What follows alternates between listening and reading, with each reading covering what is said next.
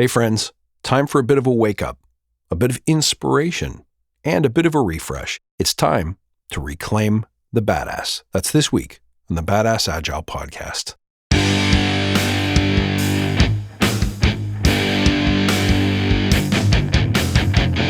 Greetings, team. Welcome to the Badass Agile podcast. I'm your host, Chris Williams.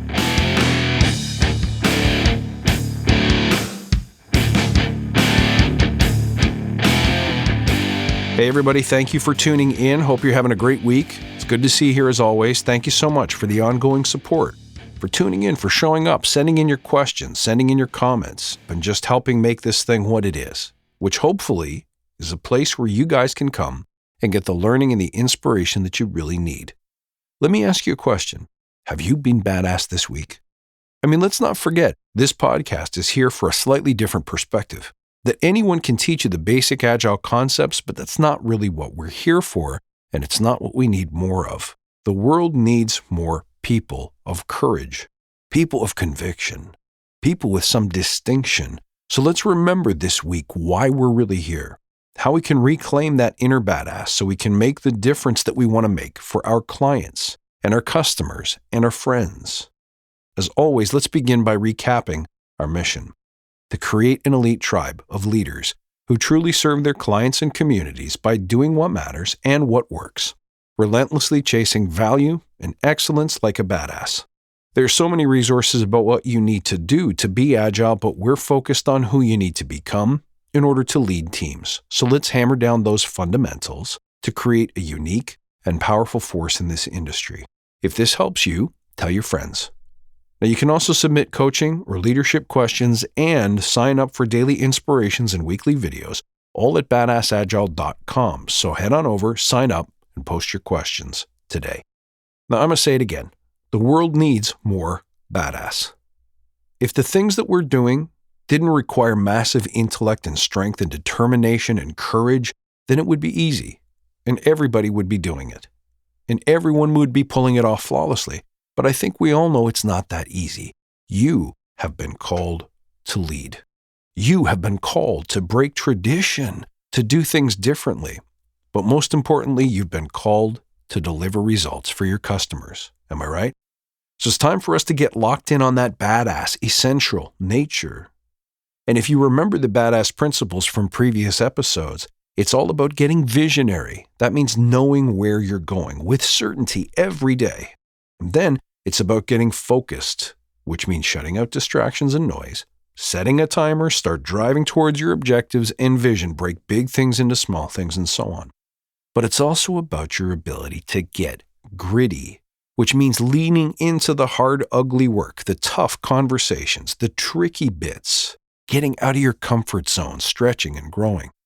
And finally, it's about getting humble, which is all about remembering that you don't know it all yet. And if there's one important skill you must have as a leader, it's your ability to continuously look at your game and seek to improve or close any gaps that you have. So allow me to inspire you this week. This year to date, we've been talking a lot about the nature of resistance, the nature of fear, and how that creates challenges and barriers to constant forward momentum. So if you want to be able to lead teams to do things they've never been able to do before, if you want to break through levels of achievement and progress, if you really want to up your productivity, and most importantly, guys, if you expect to be able to innovate, then you have to behave in ways that innovators and leaders behave. So for you, my friends, this all comes back to courage. Now, by courage, I don't want to focus so much on bravery type courage, but on the certainty of your convictions. I don't want you to get certainty from compliance, permission, or consensus, because here's the truth, and I think you know this. The rules that surround us telling us who we should be and who we shouldn't be, what we should and shouldn't do, are not designed to keep you safe, much less to make you more successful. Those rules are designed in part to keep things controlled and predictable. But let me ask you this. If you want to innovate for your clients and your customers, is controlled and predictable really what you want? Is that going to work for you? I think you know the answer. It's not. So the first thing that I want you to do is forget everything that you've been told and are being told about what a good leader, a good employee, or even a good team member means. The true badass, especially the inspiring ones in my book, are those with a well-developed and mature sense of the right way forward. And by right way forward, I'm talking about that vision, that picture of the world and how it looks when you're done with it. But that picture of the world is not based on selfish or impetuous desires, but rather from a desire to serve. Once you have that service-based vision locked in, you're good to go. That is your source of all future certainty, that you know that no matter what, your aim is true and your desire is to make the world a better place for the people that you serve. And therefore, nothing and nobody is going to throw you off course. Now, that's a different kind of courage than the one that allows you to, let's say, jump out of an airplane. See, this isn't about the courage to act in the face of physical danger, but the courage to speak your truth, the courage to be exactly who you are, to say what needs to be said, and to do what needs to be done all the time, every time. Think about it. How many people do you meet who act that way? How many people do you meet who know where they want to go, who are chasing down their future reality, who are living their dreams every day? Most of the people that you meet think what they think or do what they do because someone else told them to, because that's what's in their job description, because that's what they read in some business magazine. So guys, if you haven't worked on that vision yet, it's time to go back and harden it right now. And if you have worked on it before, don't be afraid to go back and revisit it. Could it use some tweaks? Could it use some revision?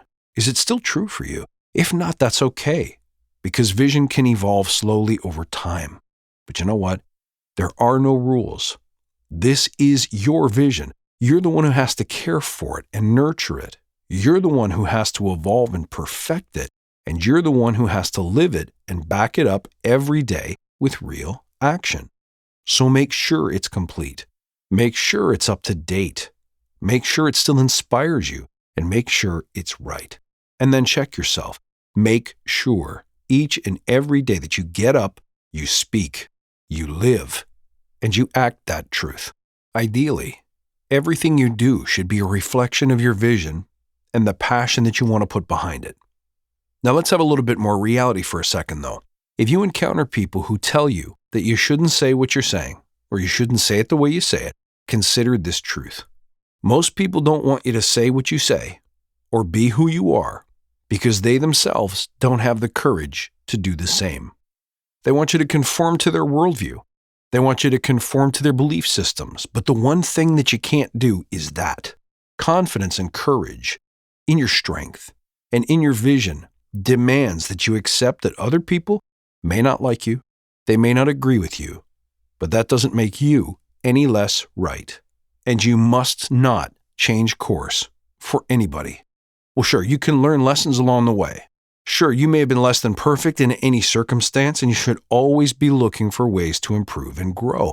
But that's not the same thing as bending to the will of critics and haters. There might even be some places where you just don't fit in, and that has to be okay. I'm going to say this again. We have to stay focused on the outcome. If we truly want to innovate, if we want to make change, and we want to create survivability and the ability to compete in the modern marketplace, we have to evolve. That means we cannot accept convention and rules and old ways of thinking because those old ways of thinking and doing have brought us to a place where we're not competitive, where we want to be more productive. So if the way we believed and behaved in the past was working, then why are we in that spot? The answer is each of us has to, at some point in our lives, face the hard truths that following the herd, accepting rules and norms and other people's standards and expectations, and behaving in ways that foster comfort and consensus are not going to get you to the next level. What is required is someone who can guide people towards a new way of thinking and doing. So this week, to reclaim your inner badass, make sure you're filtering out the negative influence of people who are asking you to change, to compromise. And more importantly, learn to expect it, learn to see it, and learn to accept it. That's simply human nature. It happens to me every time. Every time you meet a new group of people, the hands go up and say, hey, slow down. Hey, wait a second. Hey, that might work for you, I'm sure, but that is never going to work in our environment. Guys, it happens every single time. And the sooner you learn to accept it, to embrace it, the sooner we're going to have the tools necessary to help people work through it. Because remember, we often won't have the choice to simply move those people out of the team or to bare knuckle your way through the resistance. You got to be able to work with these people. And one way to work with them is to simply shift your gaze toward your vision and mission and your purpose, and to start executing and to start delivering in ways that other people can't help but notice. So that means get back to the business at hand. So that means this week, execute. Set clear goals and objectives. Co-create those goals and objectives with your teams and your leaders, but then guide your teams towards meeting and crushing those goals. And I know some people listening to this will say, you know what? That style of working is okay in some environments, but it just doesn't work everywhere. And it certainly won't work here. Remember, guys, the badass agilist and badass leadership is simply a tool in the toolbox. This style of leadership won't work in every situation, but when it does work, it's massively effective, and it's exactly what people need to break out of the box and move forward. So what situations are those? Look for people who are clamoring for change. Look for people who are reaching towards the light, looking for a different way of working and a better way of delivering. Look for people who seem tired or frustrated with convention and the old way of doing things. They're simply waiting for an experience, for a different way of looking at the world, a different way of doing their daily work. Trust me, when you meet them, you'll know. And when you do meet them, you owe it to yourself to be the best badass leader that you can be. So this week, shake off the thick layers of convention. And I can't believe I'm saying this, even the heavy layers of Agile. That's right. Even Agile now has become settled and mired up to the neck in concrete. It's been muted and tamed and normalized to meet the needs of the masses. It's time to break through again. It's time to shake it off and emerge as someone who is passionately, deliberately focused on delivering massive customer value. Now, I believe that's you. Folks, thanks for listening. You can reach out at badassagile.com or find me on Twitter at badass_agile. See you next time. And until then, stay badass.